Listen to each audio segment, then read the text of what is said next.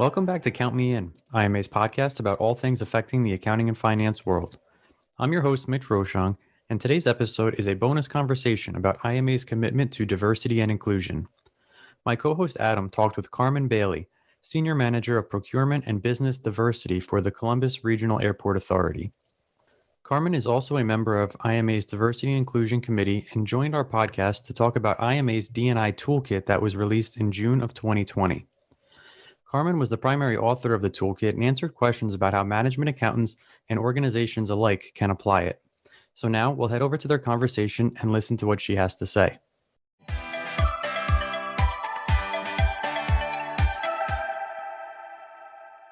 What is the IMA D&I Toolkit? Well, the D&I Toolkit is a tool or resource for organizations to use to start or enhance their D&I journey. The toolkit is really designed to get the organization thinking about what D&I means to them as an organization and a way to get everyone on the same page. It's really about helping to start the conversation. By no means is the toolkit comprehensive in that it will satisfy everything needed or required around D&I, but it is certainly a jump start, hence the name, and it can be expanded and built upon to create a comprehensive D&I strategy and plan. Sure. So why now? What was the purpose of creating this toolkit? Well, really, to be honest, the timing of the toolkit couldn't have come at a more appropriate time. With all of the social unrest and focus on diversity, the toolkit was released at a time when organizations were really looking to start the conversations around diversity, equity, and inclusion. And the purpose of the toolkit was to do just that, help organizations start those conversations. But really, we had already started the toolkit before, really any of the stuff that was going on in the world really even had, come to a head. So we had already started it. So, what can management accountants do with this? How can they apply this toolkit to their everyday, business life or even personal life? Yeah, so management accountants, they can really help their organizations think strategically and help come up with a reporting plan and corresponding analysis to gauge where the organization is and where they would like to go as it relates to DE&I. I'm a firm believer in what gets measured gets managed. So if the organization wants to attain a certain result, then the reporting or data gathering around DE&I is crucial.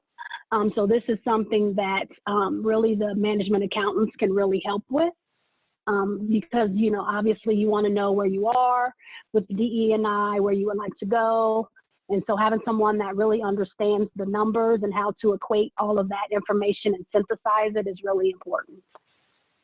For sure. So how does one get buy-in from their company to start taking steps in the right direction? Because I can imagine that if you're not at the top and you get access to this toolkit, how do you take those steps to your manager, to your manager's manager to say, hey, we need to make some changes?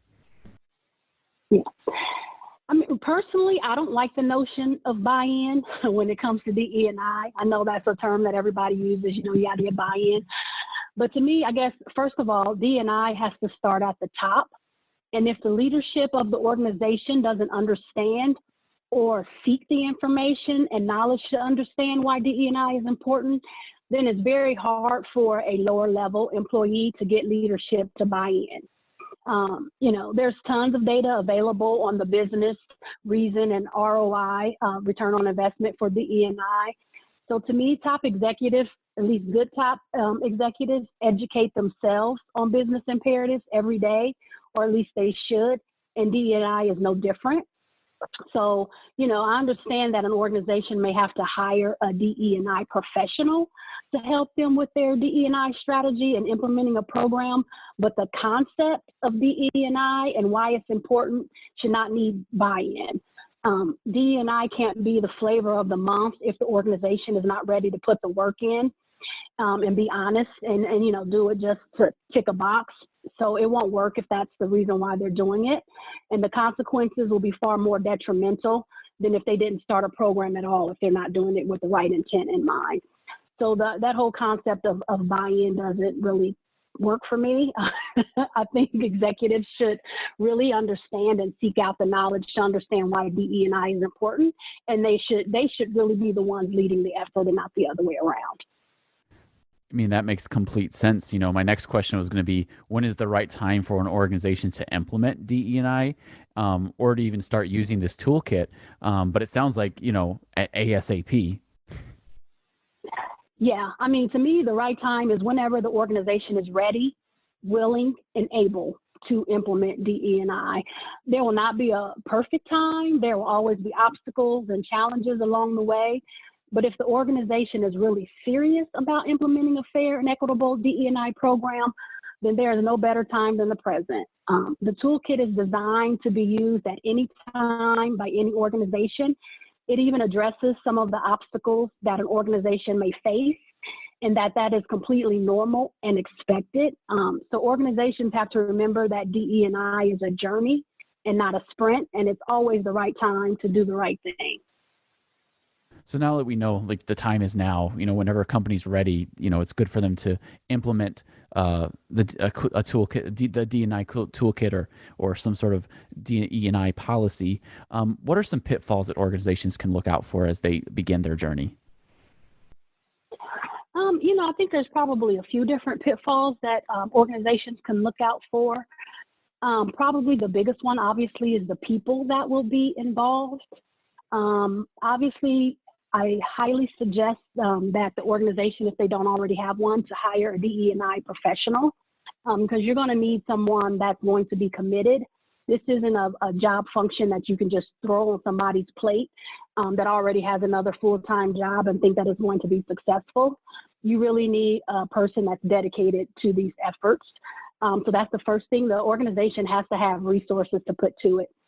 And if they don't have the resources to put to it, then they probably may want to rethink their whole strategy of even doing it, because if you have to do it, that's going to be probably worse than not doing it at all.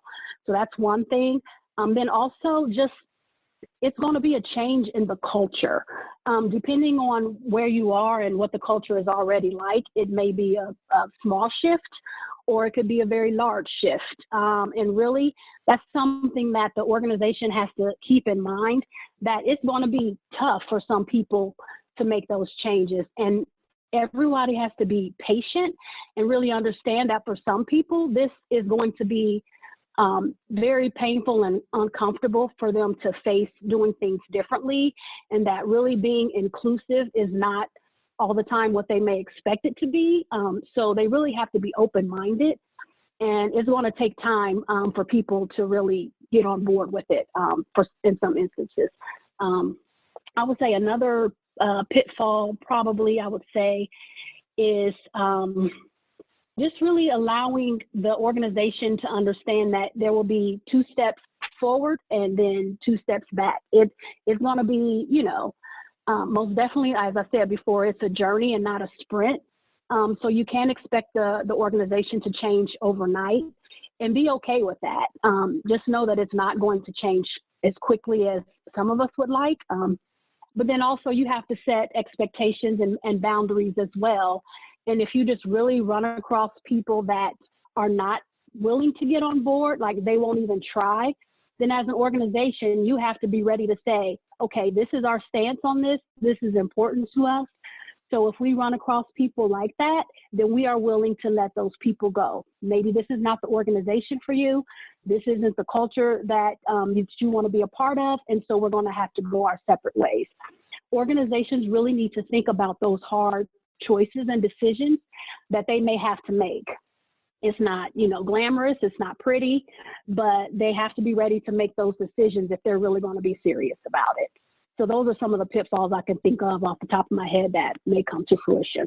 Definitely. It also sounds like there are many times where if the tone at the top isn't quite set, it would be difficult for an organization to move forward anyway. It sounds like it has to kind of come from the top in order for things to kind of move forward. Especially that could be the most major pitfall if the top of the organization doesn't want to change. That's absolutely true. I mean, I've been in my role now for 3 years, going on 4 years. And the amount of change that I've seen since we've gotten a new CEO, because he's completely on board with DE&I, has been so fast, because he really means it and he's committed to it. And you can't have a conversation with him without him talking about it. So really that tone at the top, and because everybody in the organization knows that he's for real, like all I have to say is, well, this is what Joe is saying we need to do. They're on board with it because they know he's on board with it. If he wasn't on board with it, my job would be like, I can't even tell you how much harder. So it really does make a difference, because when your top person, your CEO, is saying, this is what we're going to do, this is the direction of this organization, it makes all of the difference. No different than if it's some other initiative that the organization is doing, not just DE&I, but anything. So if the CEO says this is where we're headed, then everybody rows in that same direction or they get out of the boat. So that's kind of the way that it goes. So yeah, it's very important. So maybe to kind of wrap up our conversation, can you maybe share some lessons you've learned along your DE&I journey? Sure. I've learned that DE&I is hard.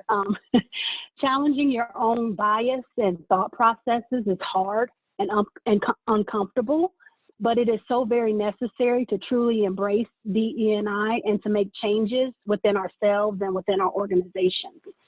I have also learned that your biggest DE&I allies and champions may come from an unexpected source and not be the people that you would think.